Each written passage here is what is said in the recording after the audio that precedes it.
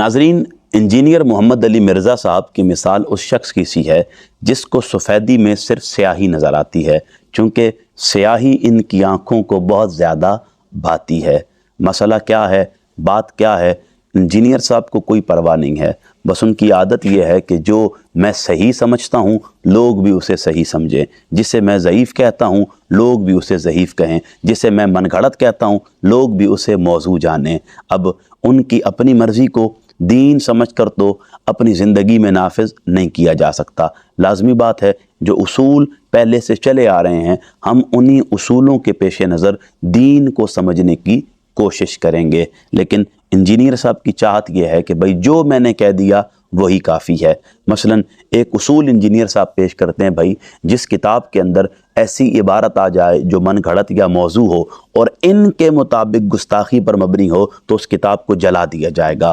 Engineer صاحب، اگر آپ کا یہ اصول مان لیا جائے پھر تو حدیث کی کوئی کتاب نہیں بچتی، چونکہ آپ کے مطابق تو حدیث کی تمام کتابوں میں کوئی نہ کوئی من گھڑت اور موضوع روایت ہے، تو کیا حدیث کی ساری کتابیں جلا دیں؟ نہیں، آپ فوراً کہیں گے نہیں، میرے کہنے کا مطلب یہ تھا کہ بھائی وہ جو نہیں، آپ کے کہنے کے مطابق اگر کسی ایک کتاب میں ضعیف روایت آ گئی ہے، من گھڑت قول آ گیا ہے، جس کی سند ثابت نہیں ہے، وہ بات آ گئی ہے، تو پھر اس کتاب کو جلا دیں، چونکہ آپ کے مطابق وہ گستاخی پر مبنی ہے۔ تو اس کا مطلب ہے کہ حدیث کی وہ تمام کتابیں جن میں ایسی روایات آئی ہیں جو من گھڑت ہیں، موضوع ہیں، تو کیا ان کتابوں کو جلا دیں گے؟ نہیں، آپ کہیں گے بھائی ان سے وہ موضوع اور من گھڑت عبارتیں، وہ روایتیں ختم کی جائیں گی، حذف کی جائیں گی، نکالی جائیں گی۔ تو پھر انجینئر صاحب اسی اصول کے پیش نظر جب محدثین نے اتنی محنت کر کے جرح و تعدیل کے اصول وضع کیے ہیں اور راویوں کی حیثیت لوگوں کے سامنے اپنی علمی خدمت کے طور پر بیان کی ہے،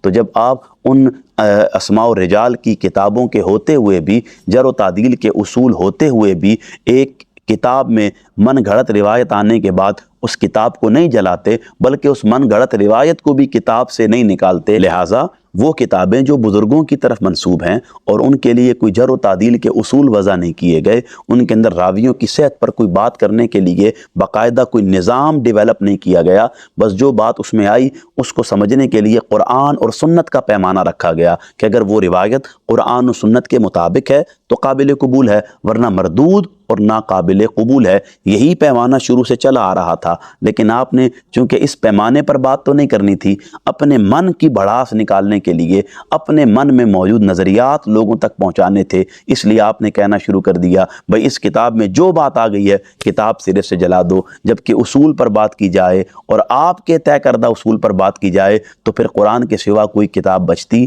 نہیں ہے۔ لیکن مسئلہ یہ ہے آپ صرف اپنی انا کو تسکین پہنچانا چاہتے ہیں، اپنے مزاج کو خوش کرنا چاہتے ہیں، اور جو چیزیں آپ کو کلک کرتی ہیں وہ لوگوں تک میسج کی صورت میں کنوے کرنا چاہتے ہیں۔ آپ کی خواہش مقصد فقط یہی ہے کہ لوگوں کے ذہنوں میں انتشار پیدا کیا جائے، فکری طور پر انہیں کمزور کیا جائے، ان کے عقیدوں پر حملہ کیا جائے اور انہیں اس ٹریک سے جو سواد اعظم سے چلا آ رہا تھا دور کرنے کی کوشش کی جائے۔ نہ جانے کتنے لوگ آتے ہیں چلے جاتے ہیں، ان کی زبان پر یہی دعوے رہتے ہیں، یہی ان کے نعرے رہتے ہیں، چند دنوں تک ان کو ڈسکس کیا جاتا ہے، پھر انہیں یاد ماضی سمجھ کر بھلا دیا جاتا ہے۔ آپ بھی اگر چاہتے ہیں کہ بعد ازاں بھی آپ کو یاد رکھا جائے تو کم از کم جو اصول اور نظریات ابتدا سے چلے آ رہے ہیں کم از کم ان پر تو لوگوں کے ذہنوں میں شکوک اور شبہات پیدا کرنے کی کوشش نہ کریں۔